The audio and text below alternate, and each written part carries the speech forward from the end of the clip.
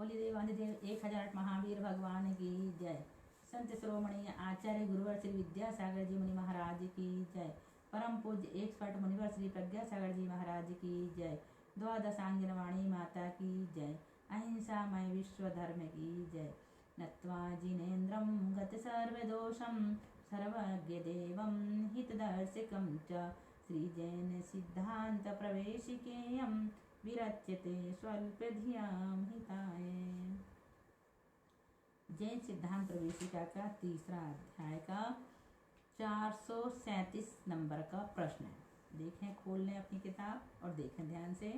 मिथ्यात्व की प्रधानता से किन किन प्रकृतियों का बंध होता है? कौन सी है वो प्रकृतियां? 16 है। कौन सी है 16? मिथ्यात्व, हुंडक संस्थान, नपुंसक वेद, नरक गति, नरक गत्यानुपूर्वी, नरकायु, असंप्राप्ता श्रीपाटिका सहनन, चार जाति, एकेंद्रीय, द्विंद्रीय, तीनिंद्रीय और चतुर्द्रीय, स्थावर, आतप, सूक्ष्म, अपर्याप्त और साधारण। सूक्ष्म, अपर्याप्त और साधारण, है ना? ये 16 प्रकृतियां हैं। इसके बाद है अनंतानुबंधी कषायोदय जनित से किन किन प्रकृतियों का बंध होता है? 25 प्रकृतियों का बंध होता है। अनंतानुबंधी क्रोध, मान, माया, लोभ, स्त्रियानि वृद्धि, निद्रा निद्रा, निद्रा निद्रा, प्रचला प्रचला, दुर्भग, दुष्वर, अनादे, अप्रशस्त विहायुगति, स्त्री वेद, नीच गोत्र, त्रियक गति, त्रियक गत्यानुपूर्वी, त्रियक आयु, उद्योत, चार संस्थान, चार सहनन। इस प्रकार से 25 प्रकृतियों का बंध होता है। अप्रत्यक्षानुगुण कषायोदय जनित अवृत्ति से किन किन प्रकृतियों का बंध होता है? 10 प्रकृतियों का। अप्रत्यक्षानुगुण क्रोध, मान, माया, लोभ, मनुष्य गति, मनुष्य गत्यानुपूर्वी, मनुष्यायु, औदारिक शरीर, औदारिक आंगोपांग और वज्रसव नाराज सहनन। इस प्रकार से 10 प्रकृतियों का। फिर प्रत्यक्षानुगुण कषायोदय जनित अवृत्ति से किन किन प्रकृतियों की विच्छुत्ति हो जाती है? 4 प्रकृतियों का, अर्थात प्रत्यक्षानुगुण क्रोध, मान, माया और लोभ का। फिर प्रमाद से कितनी प्रकृतियों का बंध होता है? 6 प्रकृतियों का, अस्थिर, अशुभ, असाता वेदनी, अयस्कीर्ति, अरति और शोक। ये 6 प्रकृतियों का प्रमाद से, है ना? अब कषाय के उदय से कितनी प्रकृतियों का बंध होता है? 58 प्रकृतियों का, अर्थात देवायु, निद्रा, प्रचला, तीर्थंकर, निर्माण, प्रशस्त विहायुगति, पंचेंद्रीय जाति, तेजस शरीर, कार्मण शरीर, आहारक शरीर, आहारक आंगोपांग, समचत्र संस्थान, वैक्रिक शरीर, वैक्रिक आंगोपांग, देवगति, देवगत्यानुपूर्वी, रूप, रस, गंध, स्पर्श, अग्रो लघु, उपघात, परघात, उच्छ्वास, त्रस, वादर, पर्याप्त, प्रत्येक, स्थिर, शुभ, सुस्वर, आदे, सुभग, हास, रति, जुगुप्सा, भय, पुरुष वेद, संजुलन, क्रोध, मान, माया, लोभ, मति ज्ञानावरण, श्रुत ज्ञानावरण, अवधि ज्ञानावरण, मना पर्याय ज्ञानावरण, केवल ज्ञानावरण, चक्षु दर्शनावरण, अचक्षु दर्शनावरण, अवधि दर्शनावरण, केवल दर्शनावरण, दान अंतराय, भोग अंतराय, उपभोग अंतराय, वीर अंतराय, लाभ अंतराय, यशः कीर्ति और उच्च बोध। इन 58 प्रकृतियों का बंध होता है। किससे? कषाय के उदय से। योग के निमित्त से किस प्रकृति का बंध होता है?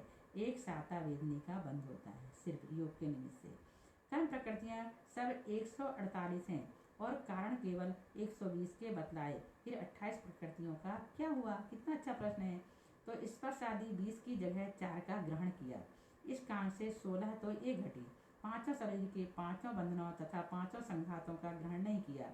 इस कारण से 10 ये घटी। और सम्यक मिथ्या तथा सम्यक प्रकृति, इन दोनों प्रकृतियों का बंधन नहीं होता, क्योंकि सम्यक दृष्टि जीव पूर्वबद्ध मिथ्या प्रकृति के 3 खंड करता है, तब इन 2 प्रकृतियों का प्रादुर्भाव होता है। इनका इस कारण से 2 प्रकृतियां ये घटी। इस प्रकार से कुल 28 प्रकृतियों का इस प्रकार से यहाँ पर बताया गया है। तो समझ में आ गया कि कर्म प्रकृतियां जो सब 148 हैं और कारण केवल 120 के बदलाए हैं, फिर भी 28 प्रकृतियों का क्या हुआ?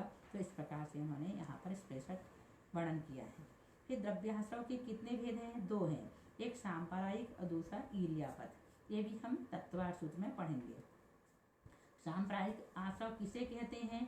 जो कर्म परमाणु जीव के कषाय भावों के निमित्त से आत्मा में सीमित काल के लिए स्थिति को प्राप्त होते हैं, उनके आश्रव को सांप्रायिक आश्रव कहते हैं। ईर्यापथ आश्रव किसे कहते हैं? जिन कर्म परमाणुओं का बंध, उदय और निद्रा तीनों एक ही समय में हो और ईर्यापथ आश्रव का स्वामी कषाय रहित आत्मा होता है। पुण्याश्रव व पापाश्रव का कारण शुभ पापाश्रव होता है। शुभ योग और अशुभ योग किसे कहते हैं? शुभ परिणाम से उत्पन्न योग को शुभ योग और अशुभ परिणाम से उत्पन्न योग को अशुभ योग कहते हैं। जिस समय जीव के शुभ योग होता है उस समय पाप प्रकृतियों का आश्रव होता है या नहीं होता है? यदि होता है तो शुभ योग पापाश्रव का भी कारण ठहरा? नहीं ठहरा, क्योंकि जिस समय जीव के शुभ उपयोग होता है उस समय पुण्य प्रकृतियों में स्थिति अनुभाग अधिक पड़ता है और पाप प्रकृतियों में कम। इसी प्रकार जब अशुभ योग होता है तब पाप प्रकृतियों में स्थिति अनुभाग अधिक पड़ता है और पुण्य प्रकृतियों में कम।